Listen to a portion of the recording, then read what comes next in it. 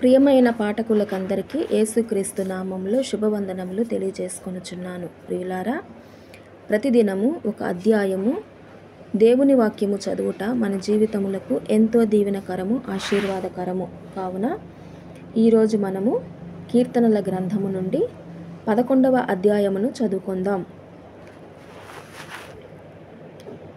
యెహోవా శరణుజొచ్చియున్నాను, పక్షివలె నీ కొండకు పారిపొమ్ము అని మీరు నాతో చెప్పుట ఎలా? దుష్టులు విల్లెక్కు పెట్టియున్నారు, చీకటిలో యథార్థ హృదయుల మీద వేయుటకై తమ బాణములు నారియందు సంధించియున్నారు. పునాదులు పాడైపోగా నీతిమంతులేమి చేయగలరు? యెహోవా తన పరిశుద్ధాలయములో ఉన్నాడు. యెహోవా సింహాసనము ఆకాశమందున్నది. ఆయన నరులను కన్నులారా చూచుచున్నాడు. తన కనుదృష్టి చేత ఆయన వారిని పరిశీలించుచున్నాడు. యెహోవా నీతిమంతులను పరిశీలించును.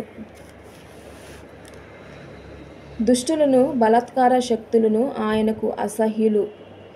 దుష్టుల మీద ఆయన ఉరులు కురిపించును. అగ్నిగంధకములను వడగాలియు వానికి పానీయ భాగమగును. యెహోవా నీతిమంతుడు, ఆయన నీతిని ప్రేమించువాడు. యథార్థవంతులు ఆయన ముఖదర్శనము చేసెదరు. దేవుడు ఈ వాక్యమును దీవించునుగాక. ఆమెన్. ప్రియమైన పాఠకులందరూ కూడా ఈ యొక్క ఛానల్ను సబ్స్క్రైబ్ చేసుకొనగలరు.